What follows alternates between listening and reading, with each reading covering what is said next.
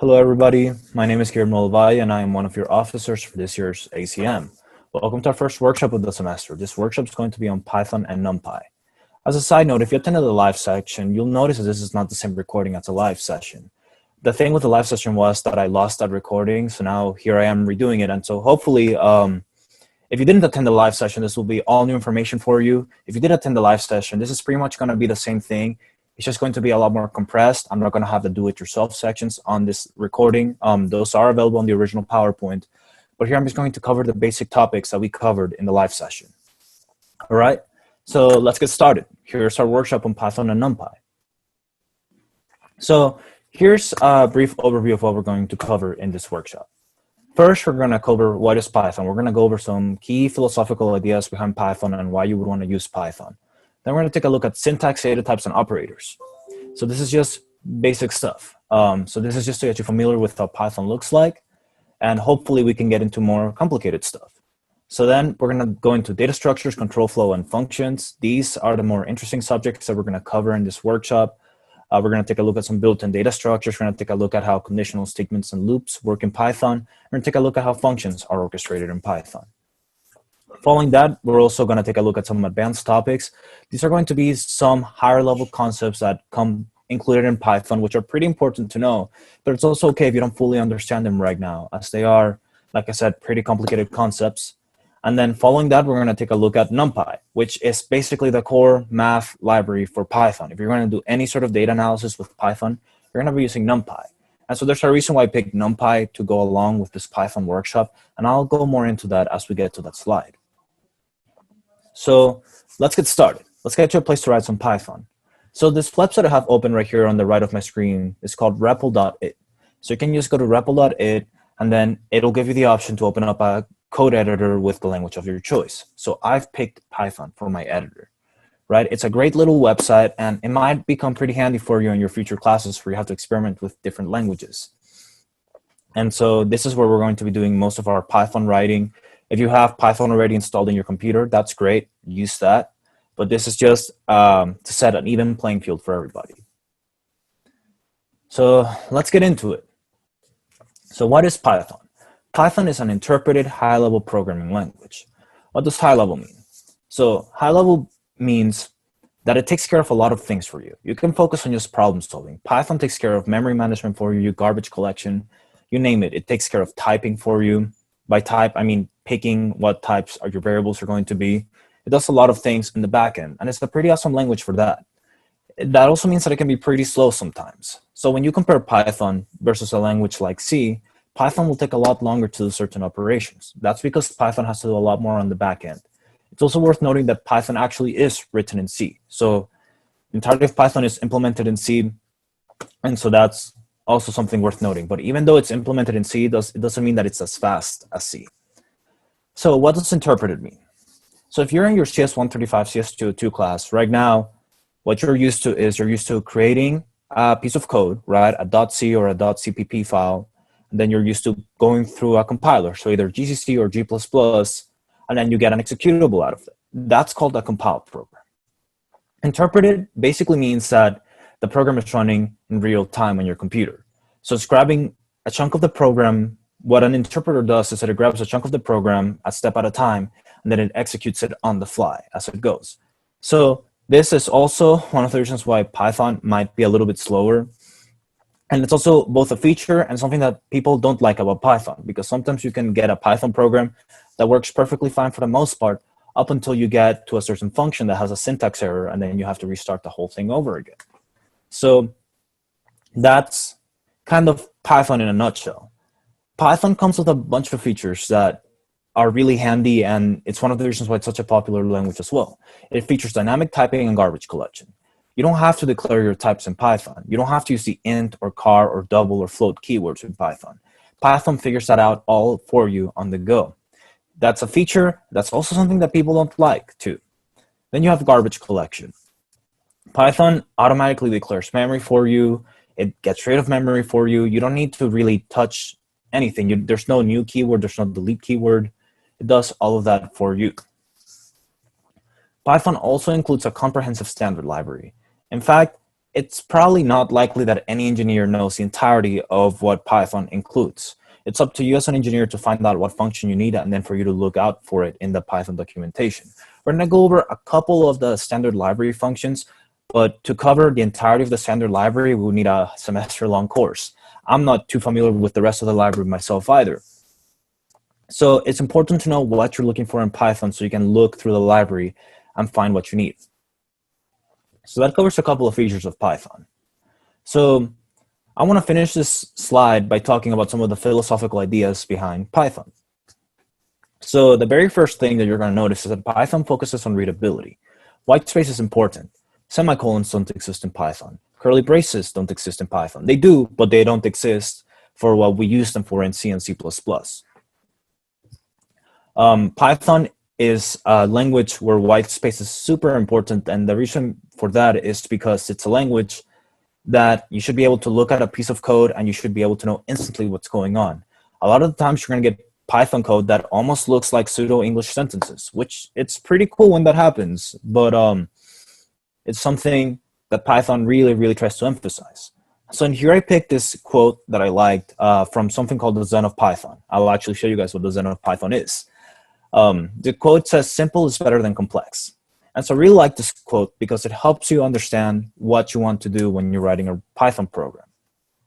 So even though your role as a Python developer is to write the simplest code that you possibly can, doesn't mean you can't do complex things with Python. The whole point of Python is doing complex things in as little code as possible. So we want to make our programs easily understandable, and we don't want to make them too convoluted. This is also great for debugging purposes later on. You don't want to debug a super complicated program. You want to do the most complicated things that you can, the simplest way you can. That's really what Python strives to do. And so then here's a fun Easter egg with Python. So the Zen of Python is actually built into Python. It's basically 19 rules that define the philosophy behind Python. If you guys type and import this into the Python shell, you'll get these 19 rules. It's a pretty fun Easter egg. I hope you guys enjoy it. But yeah, so that's Python in a nutshell. So now let's take a look at some syntax. So Python syntax, as I said, is pretty white space heavy. And that's really what I want to show you guys right now. So I'm going to show you how you define a function in Python and how you call that function. And then you'll see what I mean by it being a white space heavy language. So I'm going to call this function hello world. And then we're just going to print hello world down here. You can already tell the difference between C and Python from this little piece of code. There are no curly braces. There are no semicolons. It's all white space. And then we can just call the hello world function right here. Then when you run this,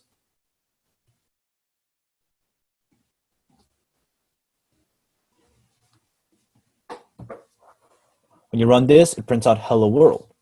If I get rid of this, it doesn't print anything out, right? Because we're calling the function and it's printing hello world. Already the syntax is a lot more simplified than your C and C++ syntax. There's no C out for C++, there's no printf for C. It's just this. It automatically puts a white space character at the end as well. A new line character at the end as well. It's a pretty simplified way to code. However, like I said, simplicity does not mean that you can't do awesome complex things with Python. So that brings us to data types and operators. Right, so this is pretty basic. Your data types and operators are pretty much the same as your data types and operators in C, right? So you still have your floats and your integers. You still have your characters, but characters work a little bit different in Python. So we have our own slide dedicated to that later. But when we're looking at arithmetic operators, they work in the exact same way, right? You can add things, you can subtract things, you can divide things, you can multiply things. And then there's another built-in operator that Python has that other languages do not have, and it's the exponent operator. Every other language can do an exponent pretty easily, but Python actually has this built-in, in the core set of operators. Another operator that's worth noting is a division and a double division operator. So here's the division. We already showed it, right? As you can see, we're dividing two ints and we're getting a float in return. If you want this to return an int, you want to do a double division, a double slash, and then this will give you 0. It basically just truncates the float. So those are your basic arithmetic operators. Variables and assignment work pretty similarly to C, with the big difference that you don't have to declare what variable type you're using. So I can do A equals 1, B equals 2, and then we can print A plus B, and that will give us 3, right? Right there. Pretty easy. And then the cool thing is that you can change these variables to anything you want. So I can change this to a float, and then we can print this out, and this will give us a float in return. And I can change this to a character, and then I can print out the character.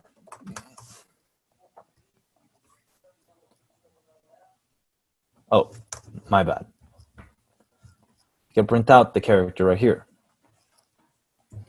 See, so that's another pretty awesome thing about Python. You do not have to worry about variable types or any of that. Of course, there are going to be some illegal operations that if you get your variable types messed up, you're not going to be able to do. That's why it's important for you to know what data you're exactly working with and what you want this data to look like. So that brings us to Booleans and comparison. Booleans, comparison, and logic, right? So we can compare. Let me reassign. Let me get rid of this.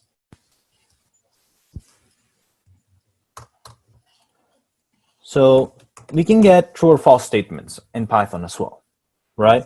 This will give us true because we know that A is less than B. We can look for this. This will give us true because A is still less than or equal to B, and so on and so forth. You can also get Booleans, right? So these are your Boolean values in Python, true and false. So it's something that all of you will be pretty familiar with. So when we do A and B, so this is what I mean by Python starts to look a little bit like English at some points. This is basically the double ampersand operator that you are all used to from C and C++. So yeah, this is going to give us a syntax error. But this we get false because we're checking if both A and B are true. A is true, B is false though. So then this returns false. And then if we do A and not B, this is basically going to make sure that A is true and B is not true. So this should return true. When we say, so that this operator is basically equal to this operator in C and C++. Then when we want to check if either or is true, then we just use the or keyword, and then we would get true from that as well. So now that brings us to the last topic of this slide. We're going to take a look at type conversions. So here we can turn A into a string, right? And then when we print this out, this will be printed out as a string. And then when you notice, you can't do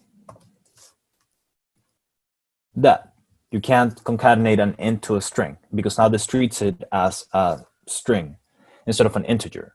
However, if we convert this back to integer, now this operation will work, right? So you can swap back and forth between your values pretty easily in Python as well, right? And so that's it for type conversions. And so hint, hint, I was asked this one time in an interview. So it's worth noting if you get asked, how do you convert an integer to a string in Python?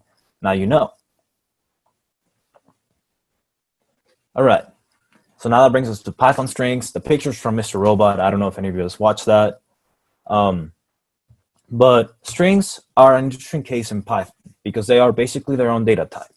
So in Python, characters don't technically exist. A character will always be a string in Python.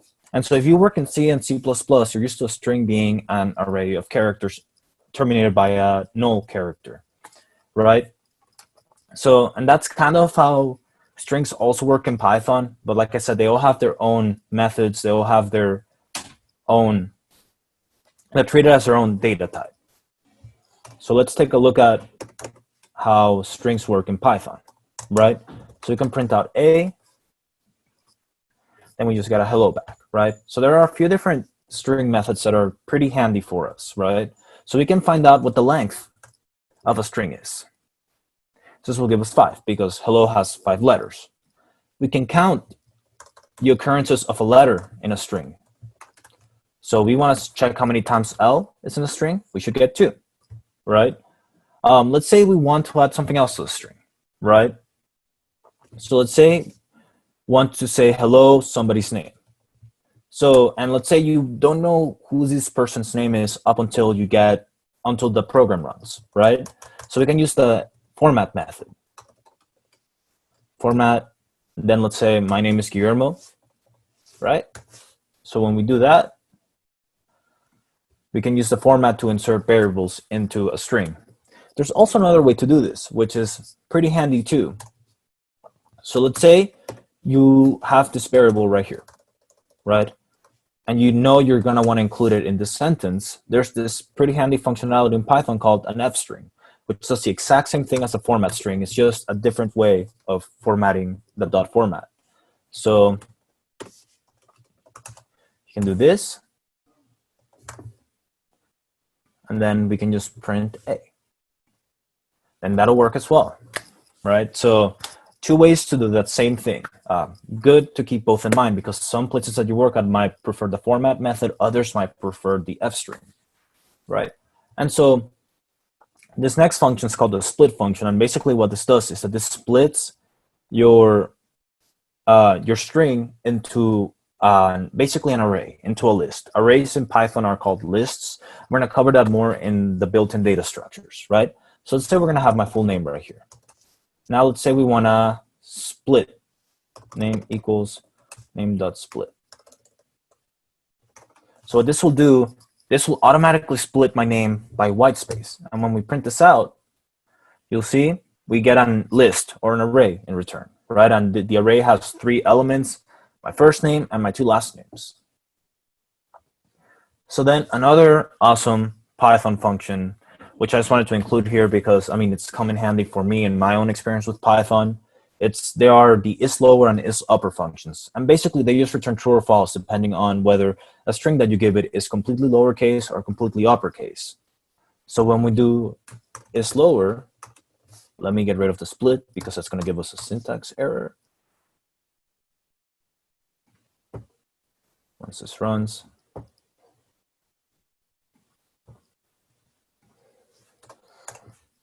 Rappleit can be slow sometimes.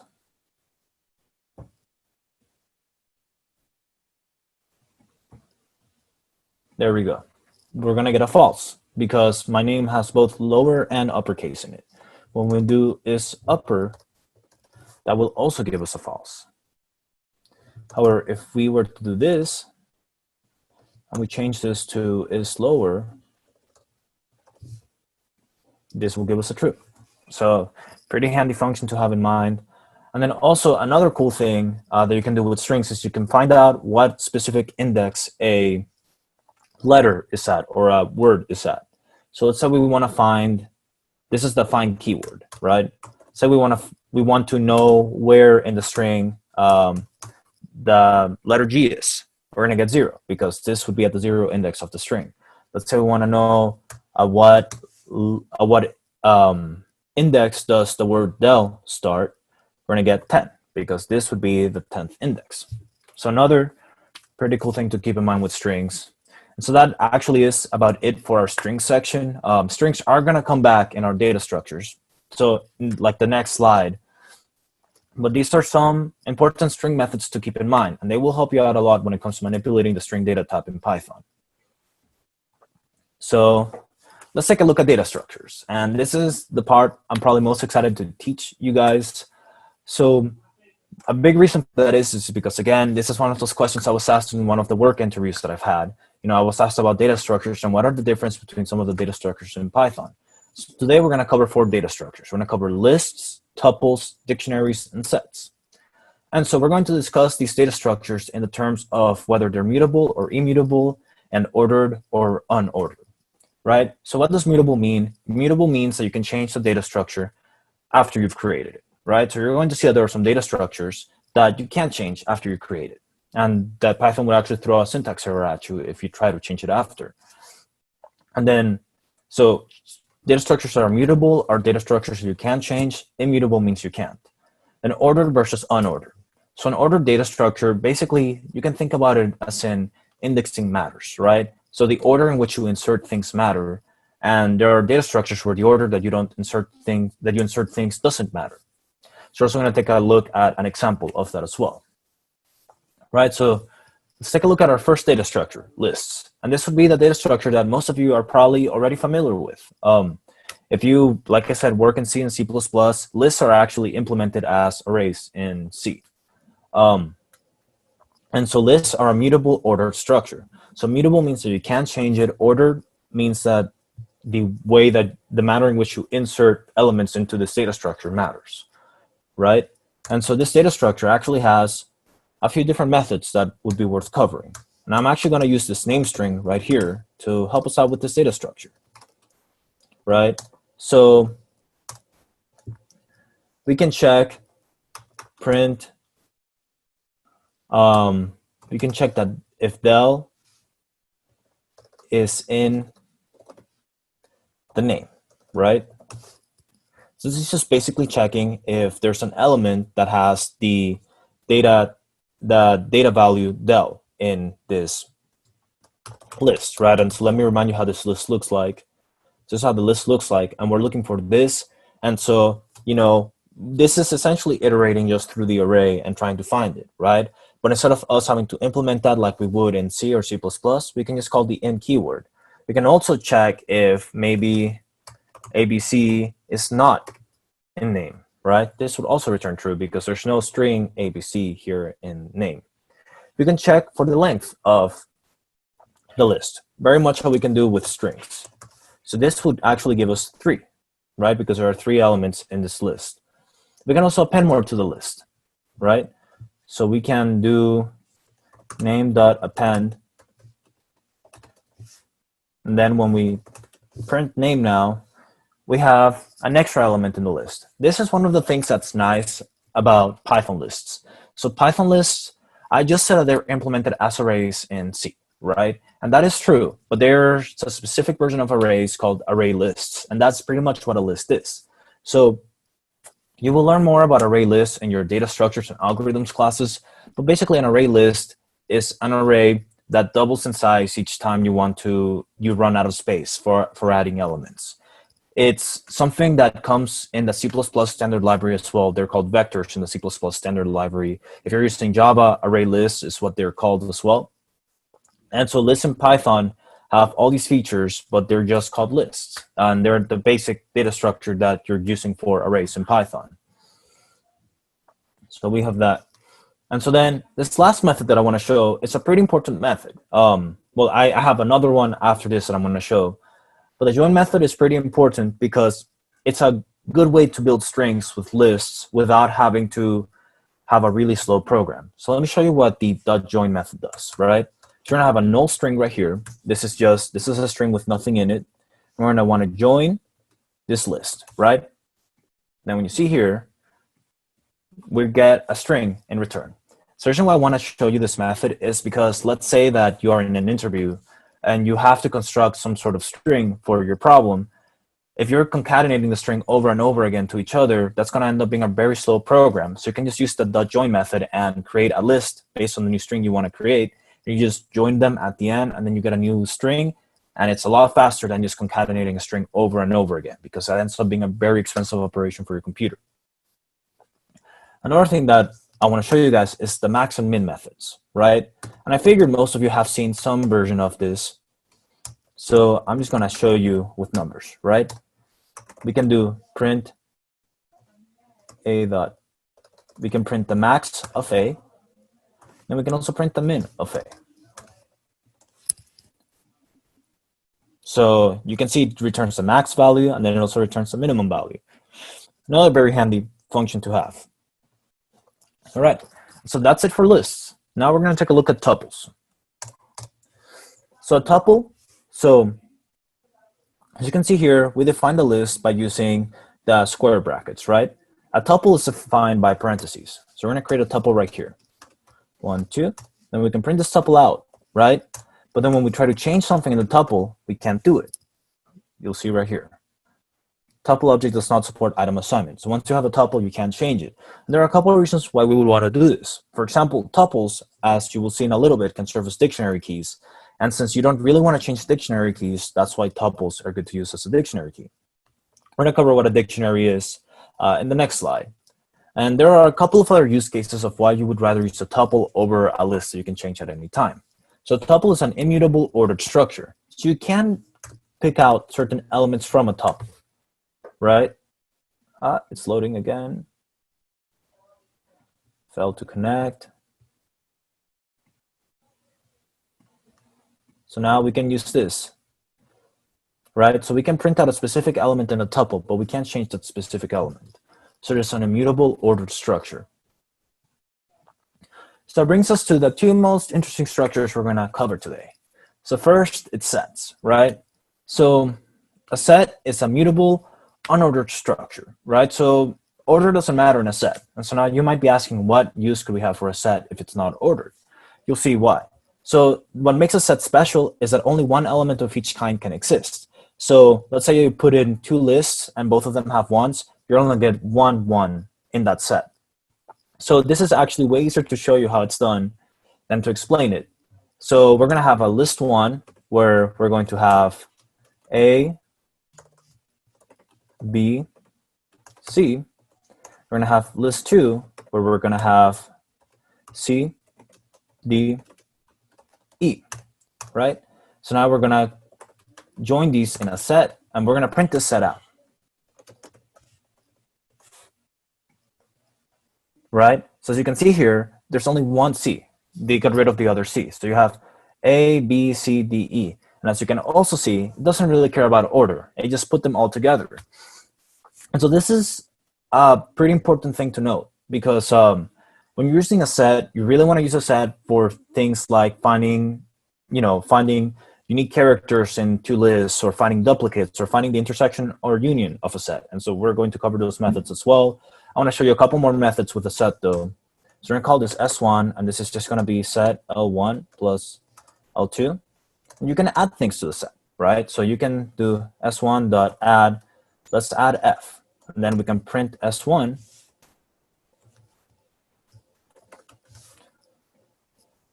And then we have the set with F added.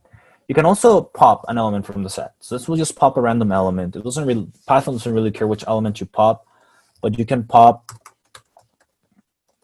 a set, and then it would print out the element that you pop.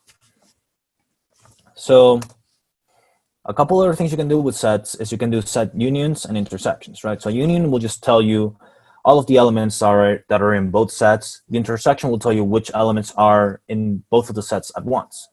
So let me show how that works. So let's make a set 2, and this set 2 is going to have A, Z, Y, right? And so now we can print out the intersection of S1 with S2. And then, yeah, we can print out the intersection of S1 with S2. And so it popped A. So we actually just get an empty set in return.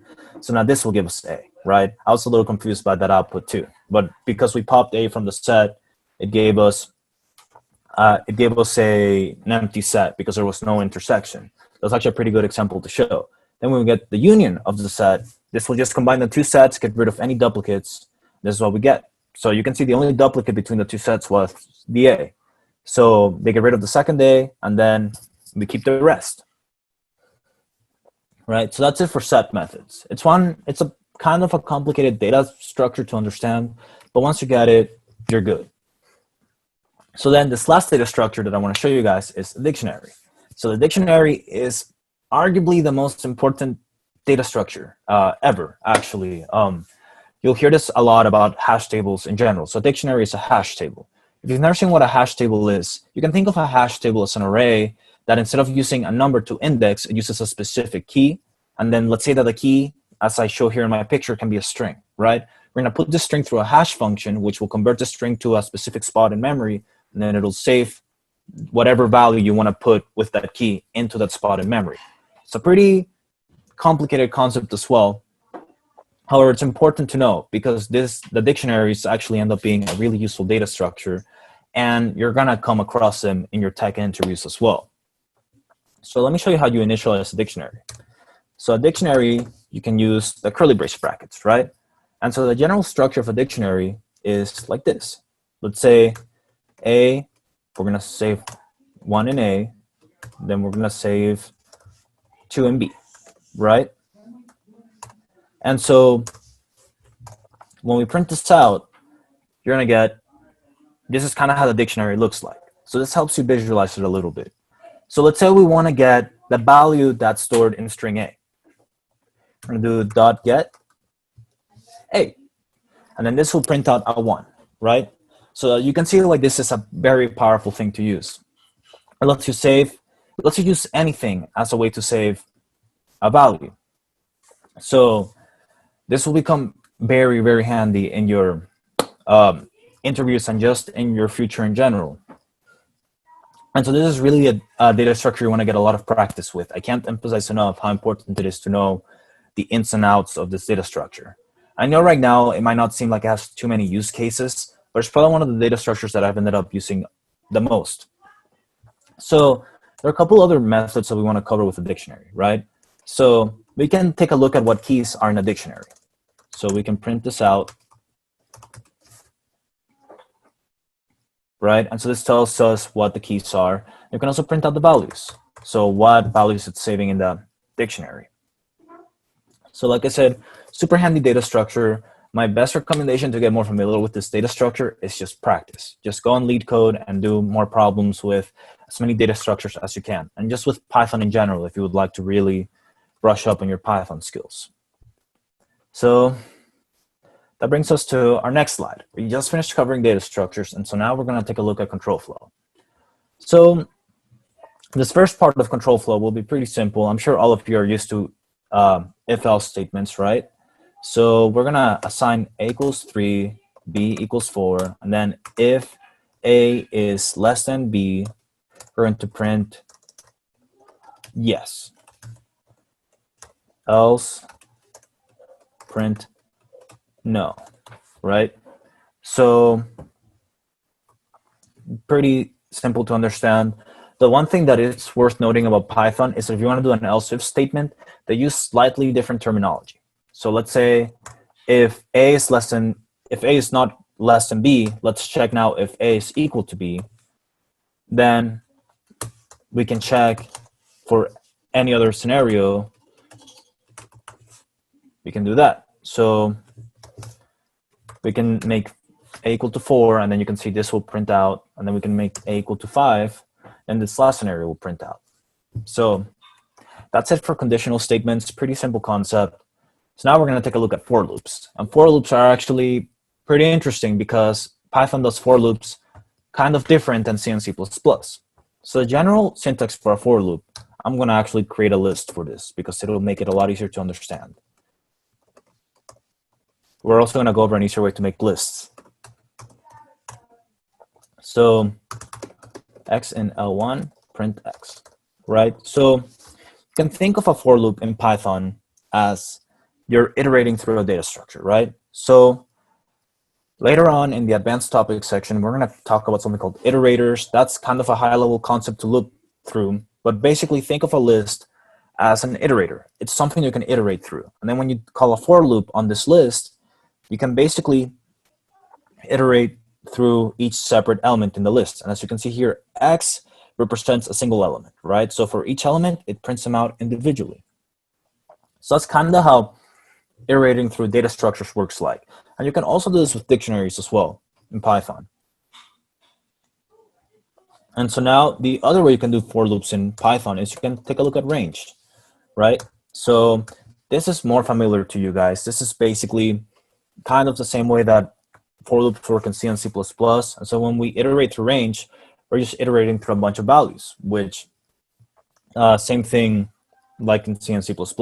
You can pick where it starts. So let's say I want this range to start at 4. So it's only going to print out 4.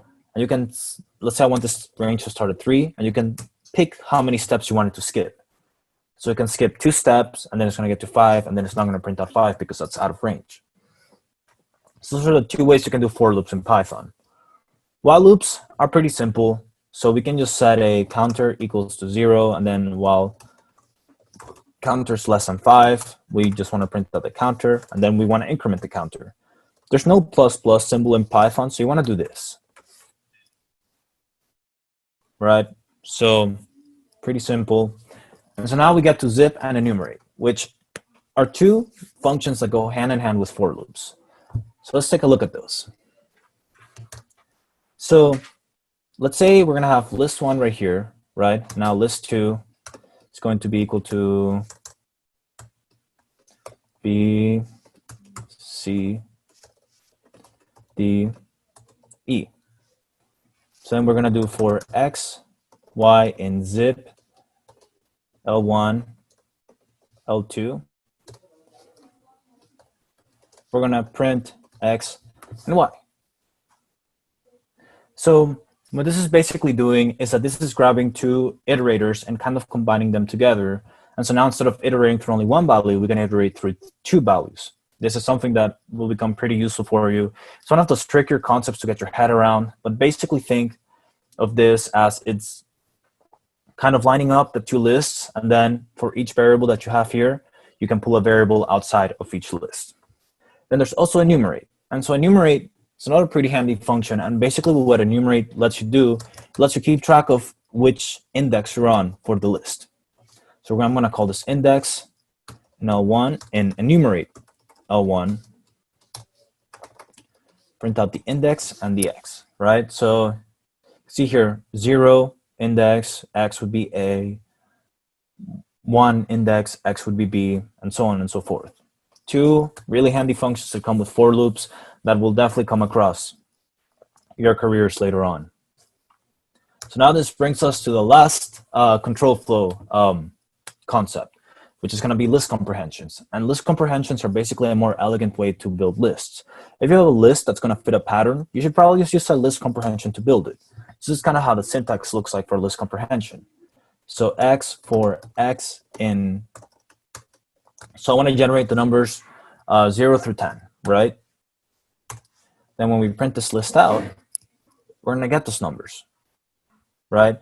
So this uses the for loop syntax to generate a new list. It's one of those pretty handy things, again, in Python, really elegant syntax. And so it's also one of those things that takes a little bit of practice to get used to. But if you get more practice with list comprehensions, you'll be all the better for it.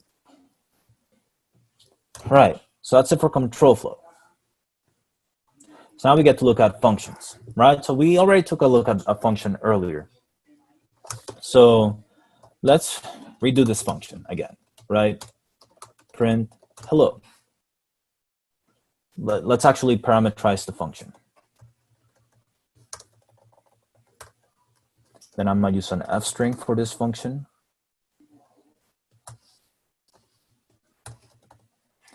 Let's parameterize the function, and then we're actually also going to take a look at variable scope, right?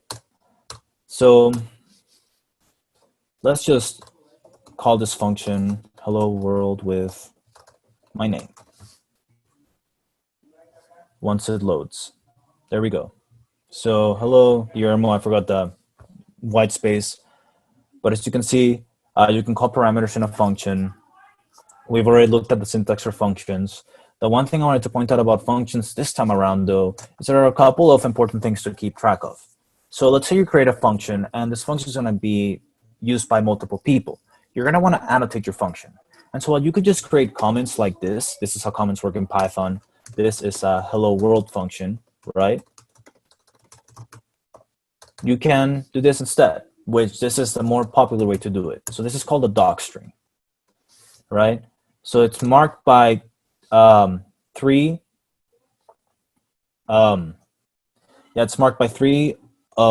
quotation marks. And then in the doc strings, you can explain more thoroughly what your function actually does. So you can say that A is a string, right? Prints the string with the word hello. This is just a very informal doc string. So another thing that I want to point out here is scope, right? So let's take a look at scope. So we're going to define C here, then we're going to print out C right here. But then we're going to try to print B out here. So let's see how this works.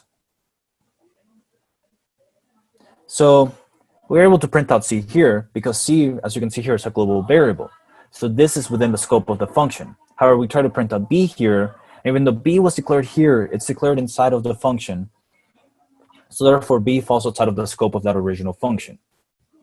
So variable scope, which is a concept that you have all learned in your CS classes, also applies to Python. So it's good to point that out. Then the last thing, it's the lambda expression. So a lambda expression is just basically, think of it like a stateless function, right? X, Y, and then we're gonna do X times Y. So let me get rid of this right here so it stops yelling at me. So this is what a lambda function is, right? So it basically, what we're assigning to this variable is we're assigning a function. So this function is going to be function that's going to take in X and Y, right? And then it's going to multiply X times Y. So we can do this, X, 5, 4. And then, oh, I forgot to print. Whoops. And it's going to return 5 times 4. So there might be times where you want to use something like this, right? Sometimes you just want to test something. You might just create a lambda function for it, which is stateless. You can just throw it in without having to do the formal function definition. Or maybe it's just a smaller function. There are many different reasons why you would want to use the lambda expression instead of a regular function. So that's also worth noting. So now it brings us to the more advanced concepts, right? So first, we're going to cover classes. So if you're in CS135, you might not know what a class is. If you're in CS202, that's all that CS202 is about, classes. And so the same object-oriented concepts apply to classes. So how a class works, define this class as hello, right? And then we can define a bunch of different functions in the class.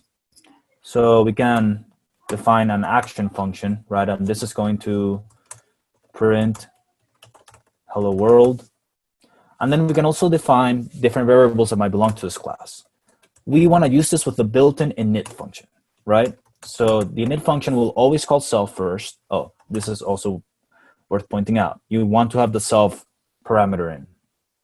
And then I'm going to call A equals 0, B equals 0, right? And then, actually, here. We'll cover that in a little bit. So then we're going to do self.a equals to A, self.b equals B, right? And so then this lets us, so these, you can think of them as the intrinsic variables that belong to a class, right? So when we have a hello class, we're going to instantiate a new class equals hello, and then we're gonna make we're gonna give it two variables, right? 5 and 4. Then we can use ints.action, and that would print out the variables, right? Hello world, the variables. Same object-oriented concepts can apply to classes. And this is also something that's worth looking into as well if you're more interested in seeing how object-oriented programming works in Python. That's not really what I'm focusing on this workshop, but I just wanted to introduce you to some basic syntax. But if you are more interested in seeing how things like inheritance work in Python, I do recommend that you go ahead and look at it on your own time. It's a really interesting topic. However, it's not the focus of this workshop.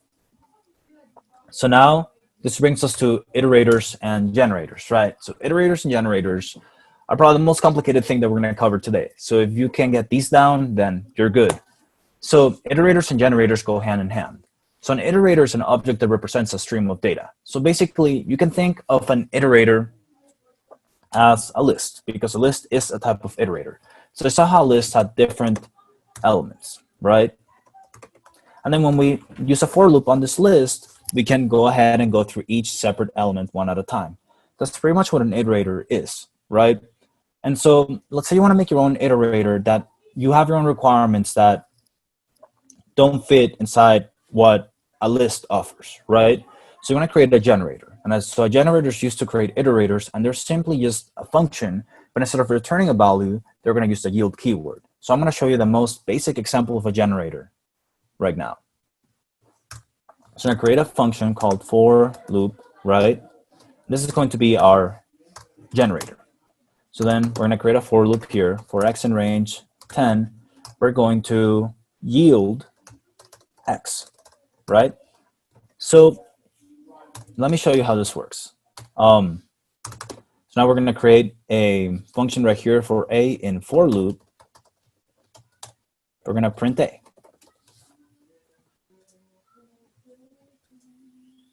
So you see here, it printed out the values in range, right? And so what this is doing at each step, basically, so let's say you're going through this for loop, right? So you're going to look at the first part of this. You're going to call this function, and you're going to take a look at the first part of the for loop. What's the first thing it's going to return? So it's going to return 0. Then it's going to yield 0 back to this function, and then it's going to print it out. And so that's what we get right here.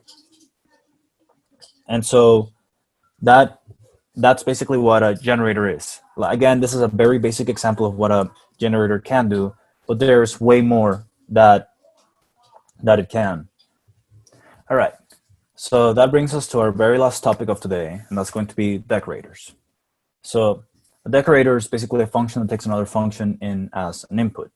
And so this is one of those cases where it's good to show you what this does by example.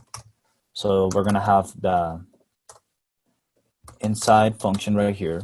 And then what this function is going to do is we're going to print something like inside the function, just to show you guys how this works. And then we're going to call the function, and then we're going to return inside, right? So now when we do, let's now create another function. And so this is going to be our, we're going to call this a name function. And we're going to print out hello world here. And then when we print out wrapper and then name, we get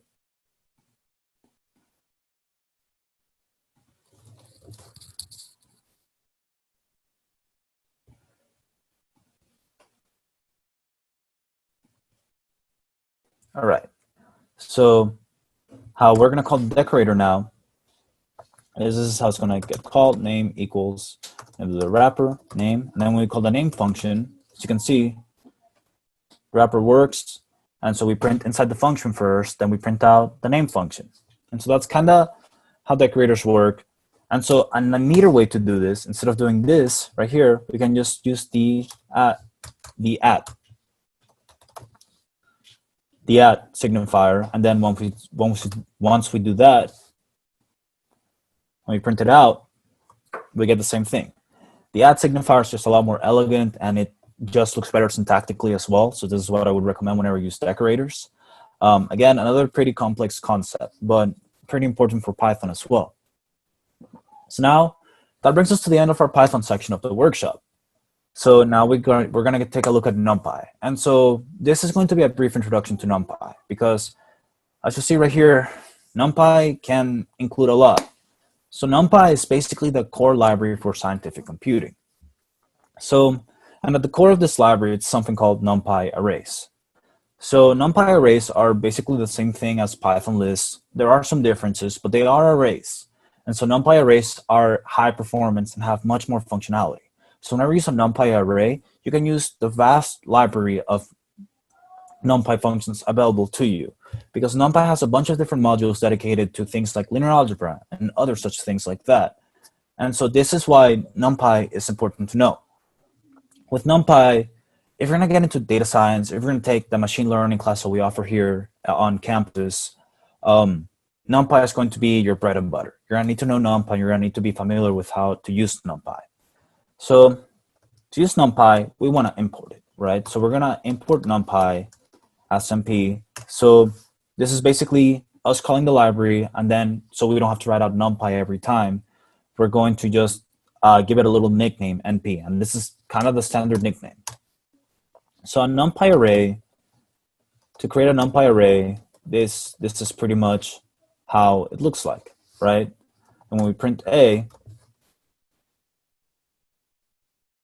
once this loads.